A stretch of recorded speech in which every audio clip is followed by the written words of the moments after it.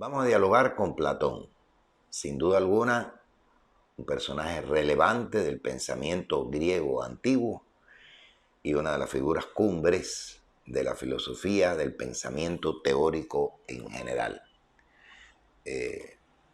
Este diálogo implica tomar en consideración algunas características de su vida.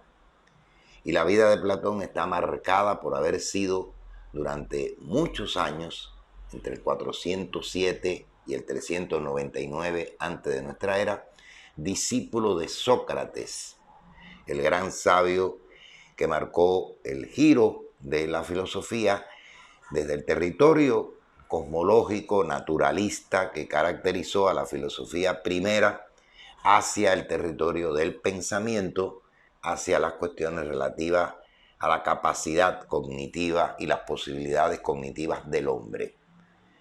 Hasta que murió su maestro, estuvo Platón vinculado a Sócrates. Y es interesante el impacto que provocó en él, cuando justamente dice que no se acabarán los males para el hombre hasta que llegue la raza de los puros y auténticos filósofos al poder, o que los jefes de las ciudades, por una especial gracia de la divinidad, no se pongan verdaderamente a filosofar. O sea, dos grandes vías que él considera que pueden salvar a Atenas de esta situación tan trágica que implicó la muerte del maestro. En primer lugar, que los gobernantes justamente sean filósofos que llegan al poder, o que los gobernantes existentes, los jefes de las ciudades, se pongan a filosofar, es decir, se pongan a pensar, a hacer un ejercicio de pensamiento. Ese fue su ideal y en él invirtió muchísimos esfuerzos. Fue a diferentes lugares donde era invitado por tiranos, figuras que eran bastante mediocres en la dirección del poder en otras regiones de la Hélade, e intentó efectivamente convertirlos en figuras que tuvieran una formación filosófica o que se convirtiesen de hecho en filósofos que asumieran el poder. Estas experiencias resultaron siempre fallidas, no logró sus objetivos. Y por el contrario, en varias oportunidades se encontró ante circunstancias bastante difíciles para él, tuvo que salir huyendo, recoger sus cosas y emigrar de nuevo hacia Atenas, porque de uno u otro modo entró en conflicto con los poderes establecidos. Finalmente llega a la conclusión de que la tarea consiste en formar a esos futuros gobernantes filósofos, y para ello decide fundar en Atenas una especie de escuela, una especie de universidad, por así decirlo, que se denominó la Academia. Esto ocurre alrededor del 388 a.C. y el nombre, el título de Academia, responde a que fue creada en los jardines dedicados al dios mitológico Academo. Interesante, la palabra academia se va a convertir en una palabra de éxito, una palabra que hasta nuestros días seguimos empleándola de uno u otro modo. La Academia de Platón quedó allá, sin embargo la palabra academia, que responde a la casual circunstancia de estar ubicada en esos territorios, en ese jardín dedicado al dios Academo, se ha legitimado en calidad de una fuente de conocimiento, de una virtuosidad en la capacidad del conocimiento como tal. De ahí que seguimos utilizando el nombre de academia para designar, digamos, Academia de Artes, Academia de Ciencia, Academia de Letras, y seguimos designando a las personas que ocupan una cátedra o un lugar significativo dentro de la formación intelectual y la investigación científica, le seguimos diciendo académicos. Por eso digo que es una palabra de éxito, ¿no? Nadie sabe cómo esa casual circunstancia va a darle un vigor, una fuerza, una prevalencia a la palabra academia hasta nuestros días. ¿Cuál era el objetivo de la academia? Bueno, realizar un magisterio abierto. Ya Platón había estado en su momento en las comunidades pitagóricas y conocía de este hábito del diálogo con los discípulos, que también era herencia del estilo socrático de filosofar. comunicarse, dialogar con ellos, debatir determinados problemas.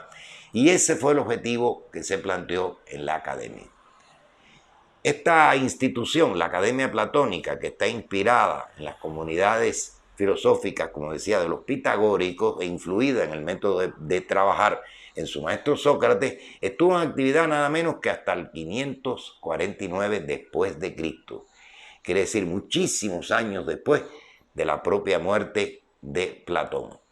Y es también sumamente interesante que esta tradición se va a volver a recuperar en 1459 en épocas del Renacimiento italiano por Cosme de Médicis, que fundará lo que se denominó la Academia Neoplatónica Florentina.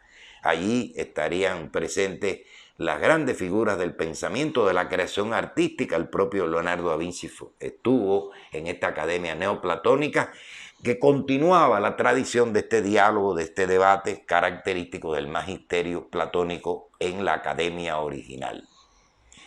Como decíamos, Platón estuvo siempre influido de esa visita y esa comunidad que tuvo, influencias importantes de las comunidades pitagóricas. Y se muestra claramente en algunas de las cuestiones que vamos a señalar. En primer lugar, esta vida comunitaria de los filósofos. Interesante porque esto se ha producido en diferentes esferas, ¿no?, del quehacer humano. Trabajar en comunidad. Los filósofos la ejercieron a través de estas acciones que realizaría él y después otros discípulos posteriores. Crear una comunidad filosófica, como también se trató de hacer luego, más adelante, en el territorio del arte, crear una comunidad de artistas. Trabajar en comunidad, trabajar en conjunto. Esa fue una de las herencias pitagóricas de la Academia de Platón. La creencia firme en la inmortalidad y la transmigración del alma. Esto parte de una idea, una concepción que veremos más adelante a profundidad, de la separación, el aislamiento entre alma, espíritu por un lado, y cuerpo, estructura material por otro. Cuando el cuerpo moría, cesaba, el alma podía permanecer porque transmigraba, o sea, se trasladaba a otro cuerpo, a otra entidad material. Y ese sentido que había cuidado tanto Pitágoras en su momento para hacer la transmigración a un ser que fuera adecuado, pues siguió siendo una idea, una influencia importante en la prédica y la concepción de Platón. Había un tremendo interés por los temas cosmológicos. Ya la filosofía primaria, la filosofía naturalista, fue eminentemente cosmológica. Se interesó por la estructura, los principios básicos del cosmos. No sometido a los designios divinos, sino sometido a una serie de leyes que había que estudiar. Y aquí de nuevo se recupera esta idea, los temas cosmológicos. Y del mismo modo, pues la importancia que se le concedió en la academia a las matemáticas y a la música. Las matemáticas siempre han estado muy vinculadas a la vida y la acción de muchos pensadores, de muchos filósofos. En primer lugar, las matemáticas ayudan tremendamente al ejercicio del pensamiento. Y por otra parte, abren un horizonte interesante para poder hacer meditaciones y reflexiones. La matemática, como una de las ciencias más significativas y queridas, admiradas por todos los grandes pensadores a lo largo del tiempo. No es casual que a lo largo de la historia del pensamiento muchos grandes matemáticos han sido igualmente grandes filósofos. Y la importancia que se le adjudicaba a la música. Recordar que para muchos filósofos precedentes a Platón, el propio Pitágoras, entendían que el universo estaba conformado de una música cósmica, una música celestial, que estaba marcada por los números, por las figuras geométricas, etc. Y la música era también de sumo interés porque transporta el espíritu, permite elevar las características del alma humana, etcétera, etcétera. Y entonces se creaba una especie de compensación. Por un lado, la matemática ayudaba al desarrollo del intelecto, a la capacidad del ejercicio de la cognición, mientras que la música ayudaba a desarrollar sentimientos, estados de ánimo adecuados. Fueron influencias que estuvieron presentes en la escuela platónica en su célebre academia. La obra de Platón que conocemos está organizada a través de diálogos que son protagonizados en su mayoría, sobre todo en la primera parte, por su maestro Sócrates. Diálogos. Fue una manera muy peculiar de hacer la filosofía, que luego tendrá sus ecos más adelante en diferentes obras de filósofos posteriores, pero que marcó un sello, dejó un sello dentro de este inicio del desarrollo del pensamiento teórico. Diálogos que implicaban la participación de 2, 3, 4 figuras que eran en ese momento conocidas, relevantes, lideradas por Sócrates, en donde se discute en torno a determinada problemática, determinado tema, y se trata de lograr llegar a la verdad. Se ha dicho que la filosofía occidental no son más que notas a pie de página de los diálogos de Platón. Porque en cada uno de estos diálogos, que vamos a mencionar de manera panorámica a continuación, están contenidos los principales temas que más adelante la filosofía va a abordar. ¿Pero serán realmente notas a pie de página? Sí y no. Si bien es cierto que en estos diálogos están sentados los puntos básicos de la problemática que va a abordar la filosofía, y en ese sentido es la continuidad de la obra platónica en sus diálogos, en realidad hay aspectos, hay temas, hay problemas, hay cuestiones que han aparecido ulteriormente por el propio desarrollo de la sociedad humana, el propio conocimiento que se ha tenido de tales o más cuales aspectos de la vida del cosmos, y eso hace que no puedan ser simplemente una continuidad de lo que ya Platón dijo en cada uno de sus diálogos. Por eso decía que por un lado sí, por otro no. Sí es muy cierto que lo que se ha afirmado de que la filosofía de Platón es la suma del discurso de todos los interlocutores de sus diálogos, la suma de todas sus contradicciones. Hay veces que cuando se quiere pasar rápidamente revista a la obra de Platón, a sus diálogos, pues buscamos determinados puntos centrales y especialmente las conclusiones posibles que da Sócrates como maestro que participa y dirige, un poco orienta el diálogo en cuestión. Y queremos encontrar ahí la verdad. Y nos ahorramos la lectura de todo el conjunto del diálogo, todo lo que dicen los demás participantes del debate. No puede ser así. Para comprender verdaderamente la filosofía platónica es imprescindible tomar en cuenta los distintos puntos de vista, las distintas convicciones o ideas que formulan cada uno de los interlocutores que participan en el diálogo. Única forma de entender cómo se conjugan, cómo chocan entre sí todas estas opciones, todas estas opiniones de cada uno de ellos, y se va logrando progresivamente la verdad. La estructura del diálogo es justamente la estructura básica del pensamiento. No pensamos en solitario, nunca. Siempre pensamos en un diálogo, en una conversación con algo, con alguien. Puede ser con una persona, un amigo, otros amigos que nos acompañen, o puede ser con la lectura de un libro, con la revisión de algún texto que nos permita dialogar con él. Y es a través del diálogo que se logra efectivamente, en esos choques de opiniones, la comprensión de una verdad determinada. A vuelo de pájaro, los primeros diálogos de la juventud son la apología de Sócrates, gracias a la cual conocemos de la obra y de la vida del maestro, de Sócrates. Y se habla acerca de su defensa brillante frente al tribunal que lo condena finalmente a la muerte.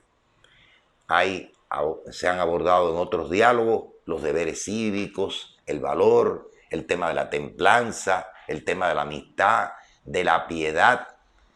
Hay algunos que han hablado acerca de la poesía como don divino.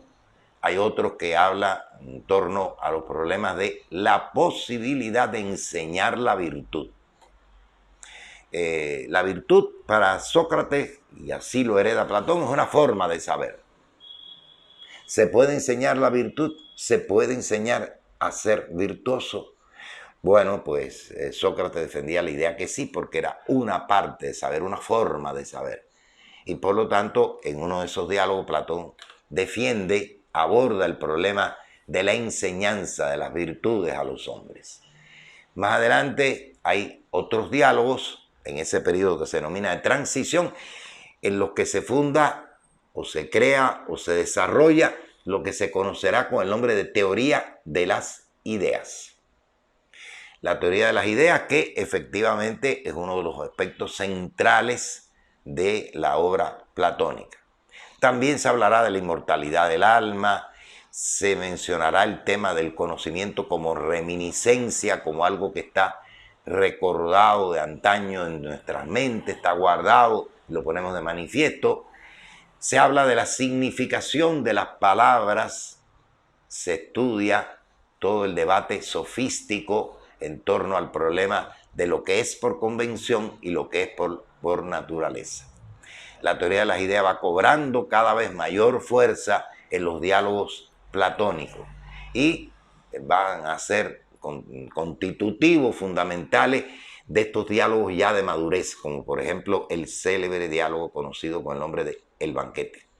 Aquí está la teoría platónica del amor y de las ideas. Y más adelante, en otro de los diálogos, se hablará del amor, se hablará de la belleza, de la inmortalidad del alma, etcétera, etcétera. Hay un diálogo que más que un diálogo es una compilación que conocemos inadecuadamente bajo el nombre de La República. Es el que más ha sido citado, al que más se vuelve la atención, etcétera. En realidad, La República, que se encontró en fragmentos y se pudo hacer la composición íntegra, debió haberse denominado Politeia, porque la república es un término que procede del latín y todavía no se hablaba de república. No hubo repúblicas en la Hélade. Las ciudades-estado o polis eran justamente las entidades que existían en ese entonces. El término latín res publica aparecerá posteriormente, sin embargo, por tradición se sigue hablando de la República de Platón, cuando debía ser la Politeia de Platón. Es el más amplio de todos los diálogos. Y se hará una descripción del Estado que no es otra cosa que una especie de utopía de cómo debe ser la polis griega. A Platón le inquietaba no solamente los problemas del conocimiento, sino también los problemas políticos, entendiendo que problemas políticos en ese momento son los problemas que tiene la polis, es decir, la comunidad humana asentada en un determinado lugar, en un determinado sitio, con características muy propias. Como se sabe, en la península helénica y en sus alrededores, en las distintas colonias griegas, se conformaron estas polis, que son entidades, acuerdos de una comunidad determinada, y él pues quería forjar una especie de modelo ideal de esas polis. Y por eso en la República aparece también esta problemática. Más adelante hay también una especie de renovación o reanálisis autocrítico de la teoría de las ideas, sobre todo a partir de una serie de propuestas, de términos críticos que fueron enunciados por diferentes figuras, y él se vio obligado a encontrar una solución a este problema. Hay noticias de que sus discípulos no comprendían determinados aspectos de la teoría de las ideas, que ya veremos posteriormente, y se quejaban de un poco la oscuridad, la imprecisión que tenían estas concepciones. De ahí que Platón se diera la tarea de reformular autocríticamente esta teoría, pero dejando algunos elementos como base fundamental. Más adelante hay una serie de obras como El Sofista o El Político, que quedarán un poco completadas parcialmente, y por último un diálogo que se conoce con el nombre del Filósofo, que nunca llegó a escribirse. Los últimos diálogos estarán relacionados con el tema del placer y del bien, un problema ético fundamental que luego abordarán filósofos posteriores de diferentes maneras. El tema cosmológico volverá a reaparecer como una cuestión central, y por último un análisis de la primitiva Atenas, tratando de desarrollar, repitiendo algunas de las ideas que ya había formulado con esa utopía de la polis, y en particular de la polis ateniense. También está en estos últimos diálogos contenidas las ideas que tanto dolor de cabeza han dado en torno a la Atlántida, el célebre continente o isla enorme que desaparece y se pierde en el mar, y que hasta nuestros días ha dado lugar a expediciones, búsquedas, etcétera, para poder localizar ese lugar, dónde existía, si realmente no es un mito, si realmente no es una simple leyenda, o si Platón efectivamente tenía razón de la existencia de ese sitio, de ese lugar, de esa especie de super isla que desaparece. Hoy la ciencia ha avanzado bastante en las investigaciones, las búsquedas, la ubicación donde puede haber estado esta Atlántida a que él se refiere.